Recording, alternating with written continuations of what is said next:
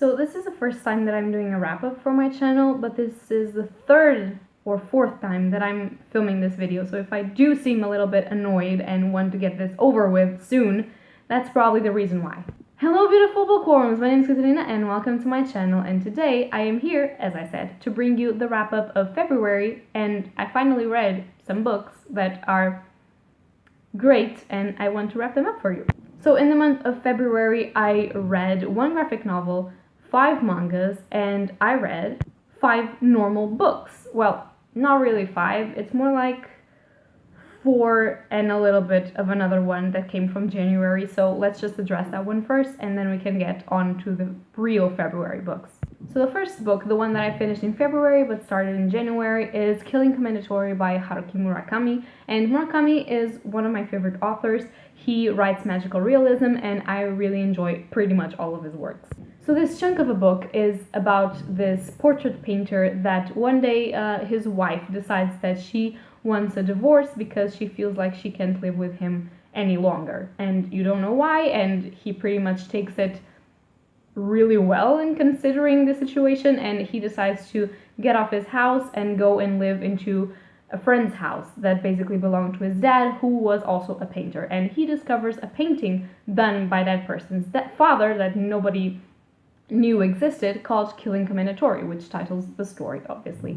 And basically, after he finds the painting, a lot of strange things start happening. He starts getting commissioned to do stuff. He starts figuring out literal metaphors in the world, and it's really strange, it's really funny, it's really deep and psychological and very interpretative, so each and every single person that actually reads this book, in my opinion, is going to have different interpretations for what is going on, even different from what the characters believe that is going on, which is one of the things that I love about Murakami, and it's why I love his works. It's also why I read this book really slowly, because I really wanted to understand and try to figure it out and pick up all of the things that these metaphors were giving to me and everything that I could interpret of his words, because they're normally not very literal and you just have to play it safe and think a little bit of what you're reading instead of just diving in. And I really enjoy this work. This is basically, the theme of this book is basically about the creative process of a work, a masterpiece. And it can be a painting, a book, a composition of music, anything. And for me, as an aspiring writer, I obviously loved seeing how Murakami approaches the creative process and what it means to create something for each and every single people. We have obviously a lot of different characters, and those characters have a lot of different ways they see the creative process and what it means to them. And so because of that, I was really happy to just dive in and just see how he approaches all of the things throughout these different eyes, and it was a very interesting book, and I do recommend it if you like Murakami's writing style. Next, to get a little bit off more profound works, I decided to read a graphic novel called Wayward, and this one is volume 6, Bound to Fate.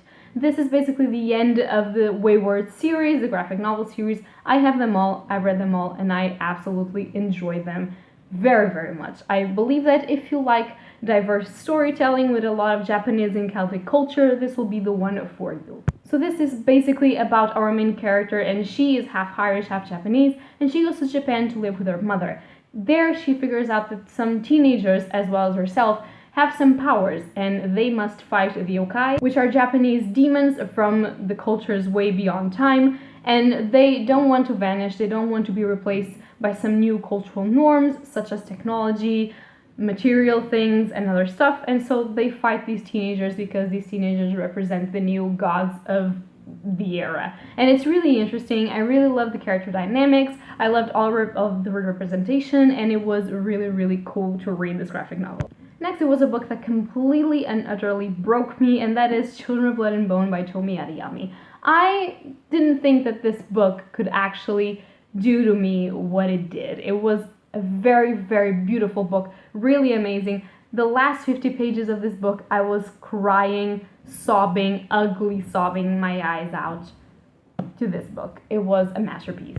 So this is about a main character called Zeely, and she descends from this race, let us just say, of people that have white hair and the ability to use magic. But one day, when she was still very small, the nobility wiped out all of those people and torture them, kill them, and prevented magic to ever coming back to the world. And so her people are enslaved, they're mistreated, everything that is bad happens to them basically, and they are conquered. And one day she has the ability to actually bring magic back through something that was stolen from the palace. And it begins a journey of her self-discovering and trying to understand what magic is and what it means to her people. And all of that journey, we follow her and we follow another main character and another one.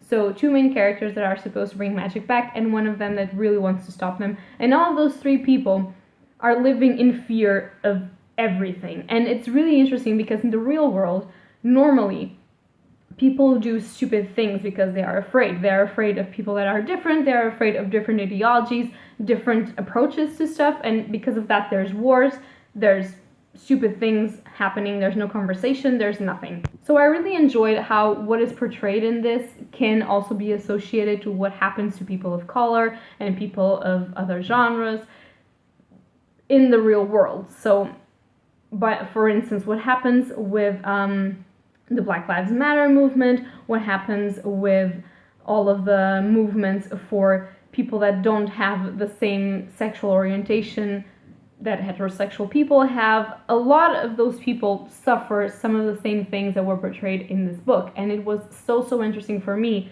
as a white person's privilege, obviously, to actually read this. And I cried not because I was not aware that bad things happen in the world, because sadly I am, but I cried because I felt like I wasn't doing what I was supposed to be doing to stop and preventing those things from happening. And I feel like if a lot of people just read this book and understood what it meant in our world, they could potentially prevent some of these evil things from happening. And that's a powerful message. All of the fear that's in this book, all of the relationships and the dynamics between characters were amazing. I absolutely love our 3 main characters. I love Zelie because she's so strong, she's so righteous, she's just an amazing character. I love Amari and I love Inan. And I have to say this because all of these 3 characters struggle with so much, and they are not different from each other, because at the end of this book, and I'm not going to spoil anything, I'm just going to say that at the end of this book you understand that we are all the same, and this applies to the real world. And I feel like if people could see that, maybe our world wouldn't be in such a mess as it is. So this for me was definitely one of the best books that I've read this year, and I'm saying this already, and you can take into account that it's only March by the time that I'm posting this, but it is true, and I really enjoyed it, and I feel like if you haven't read this yet, you should pick this up because this one is great. Next, I read La Belle Sauvage, the volume 1 of the Book of Dust by Philip Pullman, and this is supposed to be a prequel trilogy to his Dark Materials trilogy. And if any of you know anything about me, you probably know that I love his Dark Materials trilogy, and I'm very upset about the movie that was made of The Golden Compass. And because I love that trilogy so much, I was so excited to know that Philip Pullman was coming back to this world and was actually writing a prequel. So I picked this up, I read it, and I absolutely love it. Our main character is an 11-year-old boy, and he is one of the most interesting and smart characters that I've ever read about, and he's just a kid. And I feel like this is one of the best things that Pullman does with his writing, is that he gives you complex terminology for a middle grade book, obviously, although I feel like you can read this whatever your age is, because I'm 22 and I love this book, and this is supposed to be a middle grade book, but whatever. He gave us some hardcore scenes, he gave us a lot of mistrusting adults, he gives us a lot of people that are children but make the right decisions, and they don't need people to actually tell them what to do. They can do it, they can understand. And this is one of the strongest points in his writing, is that he doesn't treat children as idiots. He treats people as people. He believes that there's people that are smart, people that are not so smart, there's threats, there's everything that can happen is portrayed in these books. Although I would say that maybe if you want to get into these books, probably you should read the Dark Materials trilogy first, because something that he does that I didn't feel like it was really good if somebody wanted to start with this one, is that he mentions relationships that will happen throughout the Dark Materials trilogy. For instance, there was this character that he said, oh, she is going to meet him and talk to him later on her life. And you were like, for me, it was like, okay, I know that because I've read his Dark Materials, but you shouldn't maybe be saying that because it spoils your works. But you can do whatever you want. You're free to do so. So I'm just gonna shut up. And to continue with this amazing reading month, I read A Hero Born by Jin Young. And this is the first in a series of books that is finally translated in Portuguese, and I believe in English as well, that is called The Chinese Lord of the Rings. It is not a fantasy book, it is a historical fiction book, but with a fantasy feeling to it. There's a journey, there's kung fu martial arts. Some of the stuff that I read, it almost seemed impossible, which is why I understand why they would compare the kung fu martial arts with actual fantasy systems, magic systems, although they are not. There's a lot of rivalries, a lot of drama, everything. It is so good. It's such a great book. If you have never heard about this and you feel like you could pick this up, this is not a boring historical fiction book, although I like historical fiction, so this sentence by itself, it's already a little bit strange. But this is great. This is a great book. I urge you to pick this up. The second one is already available in Book Depository. I don't know if it's available in stores. What I know is it's not translated yet, and I need that book. This book basically tells you the story of these two children. Their parents were killed when they were still in their mother's wombs. Their mother survived, but they followed two different paths, and nobody knows where the other is. And basically, these two boys are part of a bet in which they will have to meet when they are 18, I believe, to fight kung fu, and so they can see which of the other is best. Only they don't know each other. They don't know their mothers. Well, they know their mothers, but not the other one mother, if you know what I mean. They don't know anything about each other, and it's a little... Do you know when there's miscommunication in books? Well, in here it is well done, because there are reasons why people miscommunicate and don't know who they are. So it's really amazing. It has a lot of these Chinese sort of conquer scenes, because you are following the Jins and the Songs, which are two different Chinese armies, and one wants to conquer the other, so it has a lot to do with Chinese civil wars. It has a lot to do with Mongolia warriors, the Huns. It's really great. It has a lot to do with Genghis Khan as well, which is kind of surprising, and I don't know if the representation in this story of Genghis Khan is actually true, but it is awesome, so I really enjoyed it, and I really feel like you should read this book. Then sadly, and it's normal that something like this happens, I actually read a book that I didn't enjoy quite as much as all of the others. And that book is Fire and Heist by Sarah Beth Durst. What am I going to say about this? Okay, so for pros about this book, I have to say that the overall message of your family is your treasure and is the most important thing that you can have in your life. And for family, you can always mean close friends as well, and people that you love. They're the most important thing to you, and yada yada, and not material things. That was a good message. But this is marketed as a YA book, standalone, sort of contemporary fantasy-ish, because this is basically about this girl, and she is a part of this family where there's wyverns, and they're supposed to be sort of were-dragons.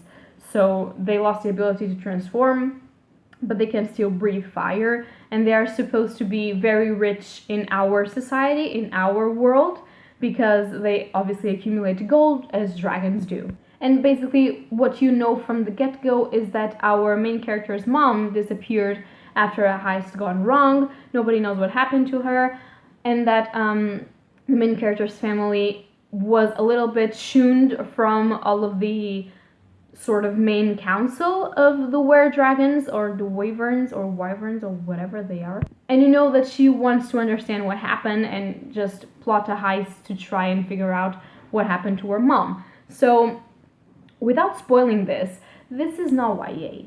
I read YA. This read a little bit more like middle grade, and it wasn't a good middle grade as well. I also read middle grade, and I have read better books than this one. Obviously, I am not trying to trash Sarah Beth Durst, because she has a lot of books. She has won some prizes, I believe, and I haven't read all of her books, so I cannot say that she writes badly, but the prose in this was not good. I felt like the characters were completely flat. I couldn't care less if any of these characters died or lived or had relationships. Like, I couldn't care. And when she tried to mix fantasy with this contemporary sort of story, it wasn't very good. Our main character was that character that is good at everything. She doesn't even have to try. She is a spoiled brat, to be honest, and I understand that obviously dragons are attached to material things, and it's normal that she's spoiled because she comes from a rich and famous family, and she finds out in the end that that's not what it matters. But I mean, everything comes easy to these people, and it's not... I didn't enjoy this. There was no stakes. Nobody was in real danger any of the time. It was a terrible book. I'm not going to lie. I didn't enjoy it. I buddy read this with Sasha from the Wild Sasha. I'm going to leave her link down below. And she had pretty much the same opinions that I had. And to this day, I don't know why 2 book boxes chose this book to be their main book of the month, because I don't really like this book. And I've heard a lot of people saying that they don't like this. And even so, I went and read this. And God knows why. I hate myself. So basically what I'm saying is I don't really recommend this. I've read YA, I've read middle grade, and I've read adult stories, contemporary fantasy, whatever, it doesn't matter. And I'm telling you that this is neither. This is a meh. We don't know what this is. And I am going to try and give this book to charity or something, because I mean, I just don't want to have it here. I don't really enjoy this book. So to finish with this wrap-up, I'm going to talk about the mangas that I've read for the month. And the first one was The Promised Neverland, Volume 5. And this is by Kayu Shirai and Posuka de Nisu. And basically this is the story of these orphan kids that live in this orphanage where they have a mom looking out for them. And they discover one day that they are being raised as food for demons, because this is sort of a kind of a society that has demons. This is sort of a dystopia, let's just call it that, because I don't know what to call it. This is a dystopia society in which humans and demons sort of coexist, but demons eat humans, so stuff goes down. And this is not very gory, this is not very scary, it has some stakes at it, and it's really, really fun. And in this volume particularly, there's another character that is presented to us that I really enjoyed, and that kickstarted my love for the series all over again, because by volume 5 or 6, I was a little bit like, yeah, sure, okay, just run away from the orphanage, I guess. I couldn't care less. But now I'm really invested, and I really want to know more about this world, more about these characters, particularly the character that we just met, because I absolutely love that character. There's also an animation for this. I haven't seen any episodes yet because I'm afraid of spoilers for the rest of the show, or rather for the rest of the manga series, but I do recommend, if you don't want to waste your time, it's not a waste of time, but you know what I mean. If you don't want to just buy the manga and read the manga, you can watch the animation, because I have heard from some people that is faithful, so I don't know. I haven't seen it yet, but I'm going to trust people. The next manga that I read is Tokyo Ghoul Re Volume 8 by Suihishida, and this is the sequel to Tokyo Ghoul, the manga phenomenon that I read last year and loved and rated as one of the best mangas that I read the last year. So this is basically, as I said, the sequel to Tokyo Ghoul, so we follow the same character, well, some of the same characters.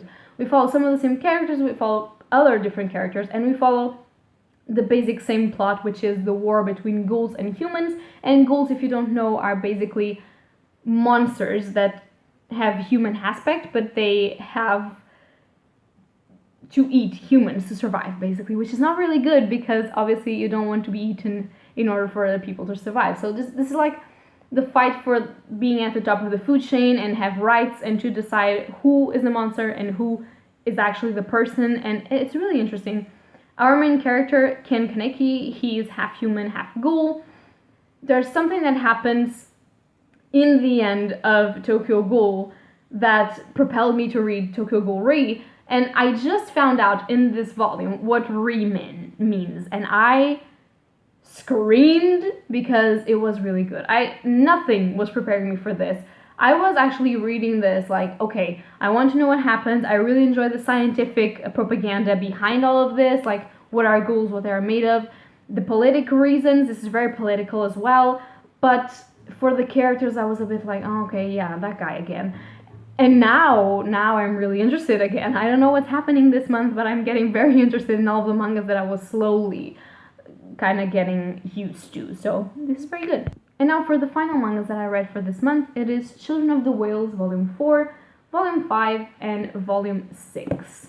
These 3 volumes were the volumes of Children of the Whales that I read. This is by Abi Humeda. Yes, Humeda. And I am in love. This is probably going to be one of my favorite manga series of this year. And I am not even ashamed to say this because this is great. First of all, the art is beautiful. I mean, can't you fucking tell that this is gorgeous? But in the inside, it is gorgeous as well. And second of all, this has a lot of Ghibli-ish sort of feeling to it. Like, you know, Owl's Moving Castle, Spirited Away, Grave of the Fireflies, you know, those sort of feeling to it. And it has a lot of higher stakes. So you care for your characters, you really need to know what's going on, and it really messes yourself up. So this is basically the story of this exiled population in a sort of boat of sand or island of sand that roams the sea as a boat, and they don't know that they are exiled. The only thing that they know is that they have these sort of powers called thymia, and basically the people that have those sorts of powers die really young, and the people that don't are called the elders and do a council, and they are the ones that decide what happens in that sort of place. And one day, people get into that place and they are prepared to greet them as visitors, and they start to kill everyone. And it's horrifying. And then you start to understand all of the plot intrigues and all the situations that the citizens are in, and it's really amazing. I love this. This has also an adaptation. I believe it's a Netflix original adaptation, but I'm not sure, so don't quote me on it. But you can watch it on Netflix or, you know, in your computer like normal people. And this was really good. I really enjoyed it. They're a little bit chunky in a way. They're like 190 something pages, but they're so worth it. And I absolutely love the characters, the dynamics, and not like Fire and Heist. These characters are actually very 3D, and you can see them and you can feel for them. And I shed a tear or two for some reasons that I'm not going to tell you, but yeah, that's the thing. Okay guys, so that's going to be all for this video. It's already really long, and I just wanted to tell you what I read and just give you a word or two about it. So yeah, I hope that you guys enjoyed this video. If you like it, leave a like or subscribe, and tell me what you read in February, or if you want to pick any of those books up, or if you have picked any of these up, if you read, what you think about them. I mean, stuff. Just tell me stuff, okay? I like when people talk to me. I need care and attention. So that's going to be it for this video. Happy readings to you all. Bye! Hey guys, this is editing Katarina from the future, and I just wanted to tell you that I forgot, and I don't know how I did, but I did. This is what happens when you don't have your books in the same room, or rather when you have a lot of rooms filled with books. But I forgot a book, or rather a comic series for my wrap-up, which is Redneck by Donny Cates, Lissandro Esterin, and Dee Caniff. So I actually read 18 of these issues, and each issue has like 22 pages, so it's a normal standard comic issue, and I'm going to take this out of here so you cannot see it. Okay, so this is what it looks like, and this is basically the story of this vampire Texan family in Texas, and the feud that they have with the human family that's been going on through years and years, and also their struggles to keep low and not being hunted down by Texan people, and everything. It's so great. And I don't know how I forgot to talk about this. It's just, I had this in my room, and when I came in, I was like, oh shit, I forgot. And this is currently 18 issues out, but it will have more, and I am so very excited to read more because this was great. Obviously, it is a little bit gory. I mean, you can see by the cover, but it's about vampires, so what do you expect? Sparkling vampires? Do you see what I did there? Which is really, that is the only reason why I was angry with Twilight, because the rest of Twilight was pretty good, actually. So basically it has a lot of blood, obviously. It has a lot of dismemberments, actually, and it has a lot of serious plots, but it also has a lot of representation. One of our vampires is gay, and I have to say, in here there's a conversation of coming out of the closet, one of the best conversations about it that I've ever read in the book. And this is a comic series about vampires, so it's not supposed to be about that, but it is. It's great. It's just great. All of the family members have their thingy, and it's so amazing. It has a lot of trigger warnings as well, so go into this knowing. It has a lot for abuse, also for rape, murder, a lot of stuff, but it's so great. I really enjoyed it. And if you're into comics and you're into vampires, like really that old sort of vampire that really wants to fuck you up, yes, this is a thing. This is so great. And my boyfriend lent it to me because it's his, and I completely forgot to talk about this, and I was why I love this so much. This was amazing. It's dark, it's creepy, it's awesome. I really enjoyed it. So yeah, now happy readings to you all, and bye. Sorry about this, guys. Bye.